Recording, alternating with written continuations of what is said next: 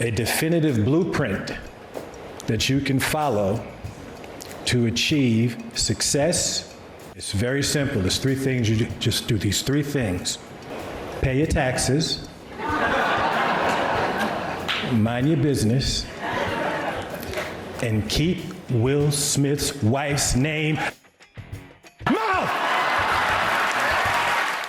That's Eddie Murphy, the man who gave us Axel Foley, Prince Akeem, and Donkey, the man who broke Saturday Night Live open at 19 years old and never looked back. He stood at every podium, every award show, every talk show desk, and without fail, every single person in the room has lost it.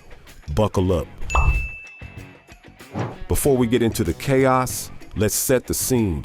Eddie Murphy grew up in Brooklyn, New York, the son of a cop and a telephone operator.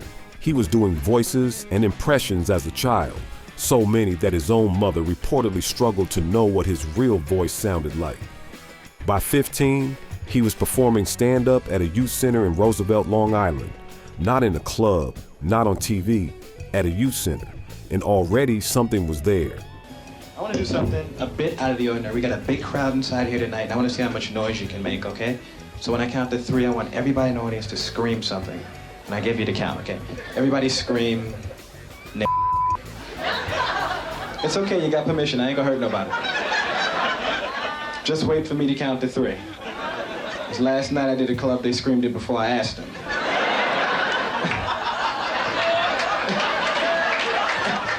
Seriously, I came out and said, how you doing? Wait for the 3. And just scream. Nobody slipping no coons and no shit. Booger jokes at 15. And then, 4 years later, he was the youngest cast member in Saturday Night Live's history. Not the youngest in a while, the youngest ever. And within a season, he wasn't just saving sketches, he was saving the whole show. Oh, thank you. This is very bizarre. Because I grew up on the show. It's bizarre to host it. That feels strange.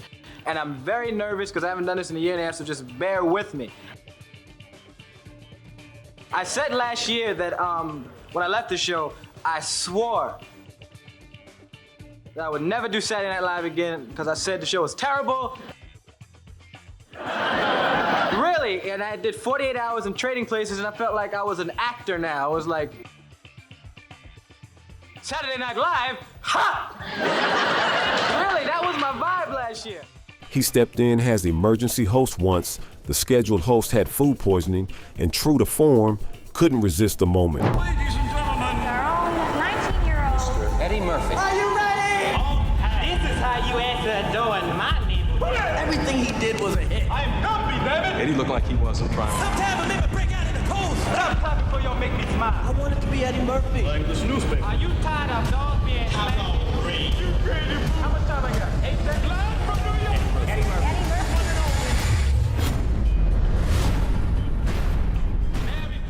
He was 20. He had the audacity of someone with 30 years of goodwill in the bank, and he spent it all immediately. This is who we are dealing with.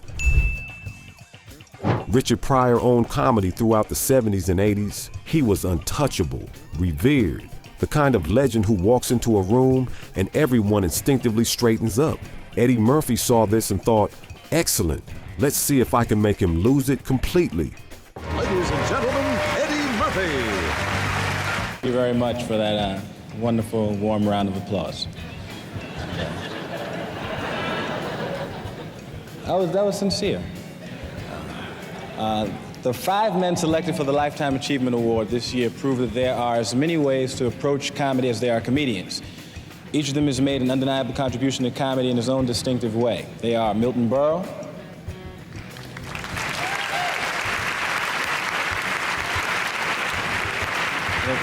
Victor Borge,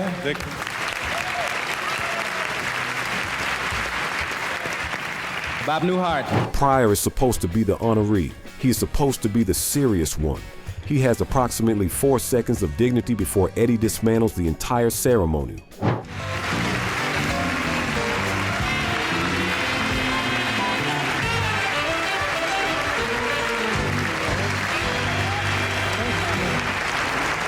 appreciate everything you said, and I love you much, and you are wonderful. And I'm happy to be here with people that I recognize, even if I don't know. I recognize them. This lady, this is your fiancée. Yeah. She's very lovely. Oh, thank you very much. What's all about you, though? Don't be checking my eyes shit out on the side. Well, he got the award and everybody's standing up going to try to rap. But, hey, man, so who's this with you, Ed?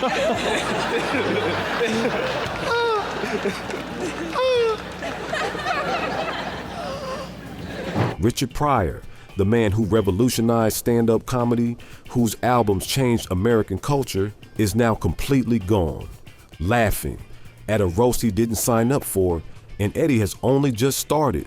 Each of them has made an undeniable contribution to comedy in his own distinctive way. They are Milton Berle,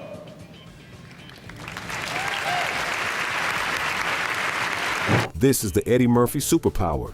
He doesn't need a script, a setup, or a running start. He spots a moment, a fiancé in the front row, a crooked microphone, a celebrity sitting too close, and he's gone.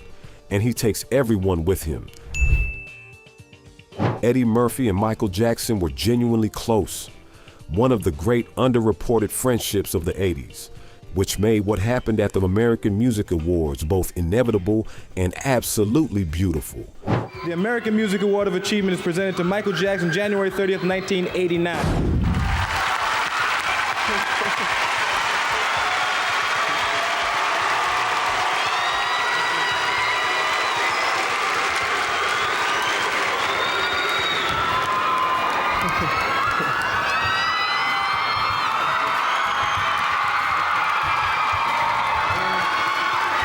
Thank you very much, Eddie Murphy. First, I'd like to thank, could you lift that up, please? I can't wait. Eddie, I need your help. It ain't working. Okay. Go like bend down. First, I'd like to thank, He said, Eddie, pull it up like I was working for him or something. Michael Jackson, the most famous human being on the planet at that moment, has just asked Eddie Murphy to fix a microphone stand in front of an arena, live. There's a correct response to this situation. Eddie Murphy did not give it. Could you lift that up, please? I can't wait. Eddie, I need your help. It ain't working. Okay. Go like bend down. First, I'd like to thank, He said, Eddie, pull it up like I was working for him or something.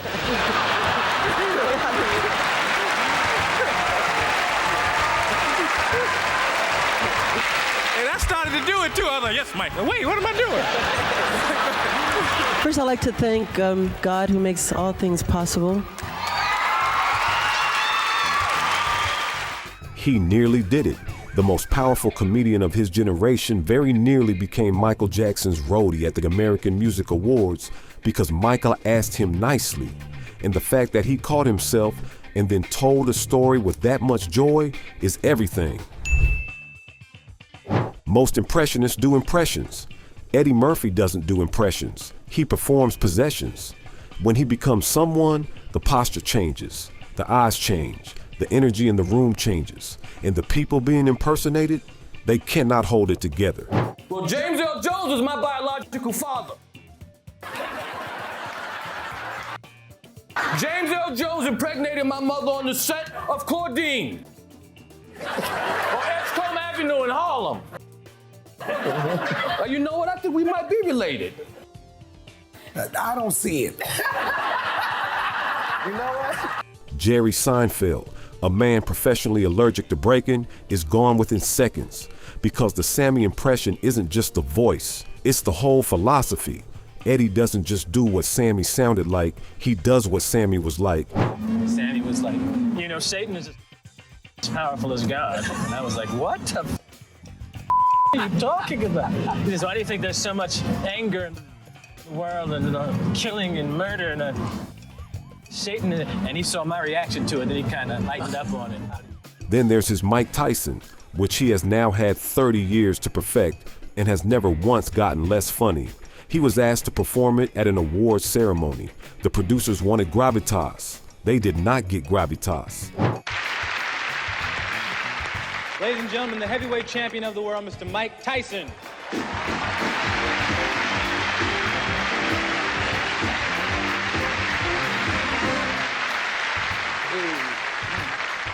All I do. Okay.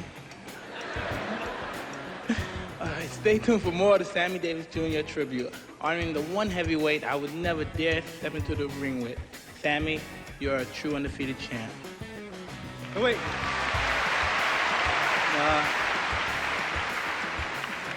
I think Mike can do a little better than that. Mike?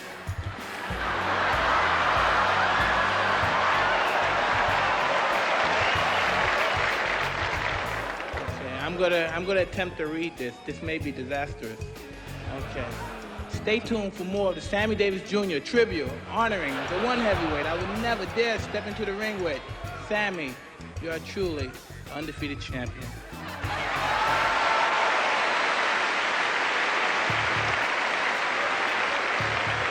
The producers of the show was hoping you'd have a little more feeling of more Mike, a little bit more Mike Tyson, more Mike Tysonisms, like. Hello, ladies and gentlemen. Sammy and I would like. And then the Arnold Schwarzenegger impression, which came with an offer attached. Arnold had a plan. Who knows? Over the years. You were talking about Danny DeVito and Arnold Schwarzenegger when they made the movie Twins. Originally, it was supposed to be you as a triplet. It was Triplets, right? No, they came and they were going to do a sequel to Twins, and they were going to do Triplets. And it didn't come together. We should. People are just giggling at the idea. Seems not too late, yeah. Who pitched you on that? Arnold himself? Yeah, Arnold and Arnold was there. You're going to do it. It's going to be fun. You're going to be triplets. And it's going to be the three of us. And we all look different. And Danny's little. I'm big, and you're the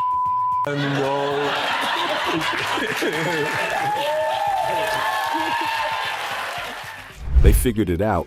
We never got the film, but we got the impression, which may honestly be better. Tracy Morgan has always been one of Eddie Murphy's most devoted admirers, which is what made the SNL Black Jeopardy sketch so extraordinary. Because Eddie didn't just do a Tracy impression, he did it sitting right next to the real Tracy Morgan. You gotta have a lot of money if you're gonna live like I live. I eat 4-cheese lasagna.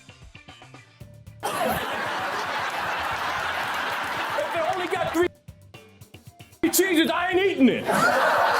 Yes, okay.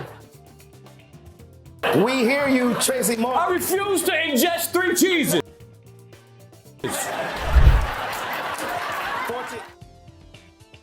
You're right, 4 cheeses. We got it, Tracy Morgan. Thank you. Leslie Jones is already cracking before the impression even starts. Tracy Morgan himself cannot maintain eye contact. And then Eddie throws in one improvised line and the whole thing collapses. Well, James L. Jones is my biological father.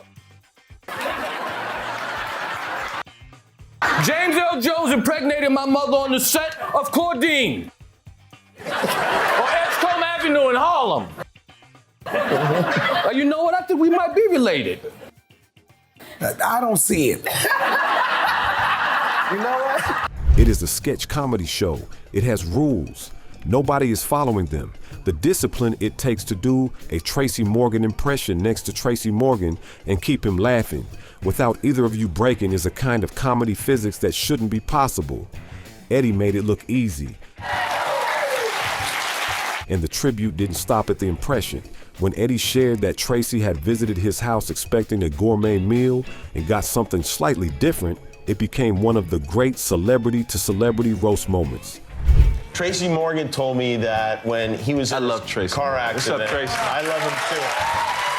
That you were the first guy to make him laugh. You called him and made him laugh. And he also told me, I thought this was interesting, you play a cook in this film. Do you cook at all at home? I'm not a good cook. Because Tracy told me that he went to your house and you made him, as he said over and over again to me, Ballpark Franks.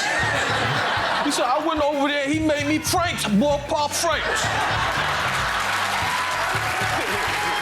Yeah, that's it. That's why I'ma always be cool with Eddie, because he may be them Franks. And when I was young, they used to call me Fat Murphy. That's when he told me that. That's it. He told me when he was young, they used to call him Fat Murphy. Everybody imitates Tracy Morgan. That's easily the best Tracy Morgan imitation I've ever seen. Tracy Morgan would eat discount hot dogs for Eddie Murphy and consider it a privilege. That's friendship. That's legacy. Most celebrities, when they go on late night television, have a carefully curated set of stories. Safe stories, approved stories. Eddie Murphy treats late night television like a confessional booth with a live audience. It's a tremendous story.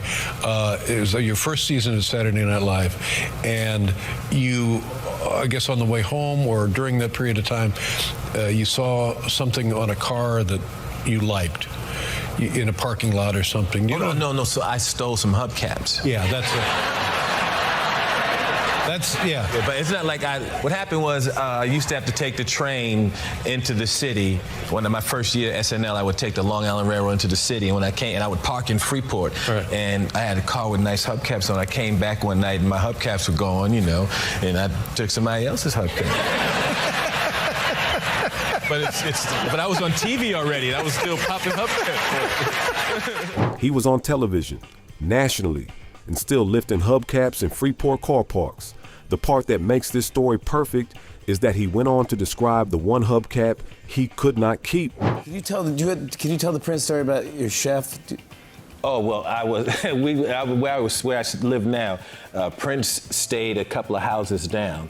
And my chef was leaving at like 2 in the morning once, and a car goes by, purple car and the music, and he was like, wow, it's Prince. And a hubcap comes off, and it's got a fault, and the car keeps going, and he picks the hubcap up, and it's got the Prince thing on the hubcap, and the car goes and makes a big U-turn and comes back, and Prince says, can I have my hubcap back?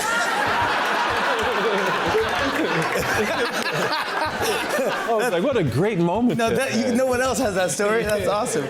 I was going to go through some of the Eddie Murphy folklore stories that I've heard, if you don't mind. If you don't want to talk about it, you don't have to. Prince, personally, retrieved his own hubcap from Eddie Murphy in the middle of the night. If you needed a single image to summarize the 1980s, that might be it. I met Yul Brynner.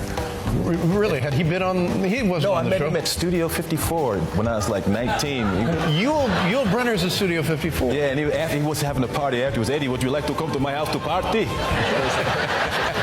It's surreal. And it's surreal 3 times. Did you go to the party? No, I didn't. Well, he was like 6. I was like 19. I was like, I ain't going to an old man's party. Yul Brynner, the king of Siam, invited Eddie Murphy to a house party. Eddie said no on age grounds. This is not a story Eddie needed to tell anyone. He told everyone. At the Mark Twain Prize, the most prestigious honor in American comedy, Eddie Murphy did what Eddie Murphy always does. He ignored the decorum, spotted the elephant in the room, and walked straight up to it. And the surprise, of course, being you ain't getting no money. But that still doesn't diminish how wonderful this is. It's a wonderful, wonderful thing to be included with some of my heroes, Richard Pryor and George Carlin and Carl Reiner and Lily Tomlin. Who else got this? Bill has one of these. Did y'all make Bill give his back? No, because I know there was a big outcry from people. They was trying to get Bill to give his trophies back. You know you f***ed up when they want you to give your trophies back.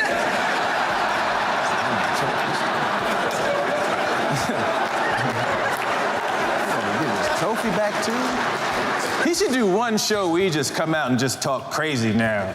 The entire auditorium, filled with people who have been doing comedy professionally for decades, completely gone. Because Eddie went there, he always goes there, and he always lands. Oh, thank you. Satan is as powerful as God. Franks, Ballpark Franks. From booger jokes at 15 to the Mark Twain Prize at 60, from emergency SNL host to living legend, from Ballpark Franks to stolen hubcaps. What makes Eddie Murphy singular isn't just that he's funny, it's that he makes everyone around him funnier. He walks into a room and the room gets better every time, without fail, for 50 years. That's not a career, that's a public service. Everybody in the audience to scream something. Could you lift that up, please? You know, a little bit more Mike Tyson. Bill has one of these. If you've made it this far, you already know the celebrities don't crack because Eddie is lucky or because he catches them off guard. They crack because Eddie Murphy is genuinely, consistently, unfairly funny. And he has been since he was 15 years old in a youth center in Roosevelt, Long Island, telling booger jokes. Don't forget to like and subscribe. And Eddie, if you're watching, next time, please invite Tracy somewhere with a proper kitchen.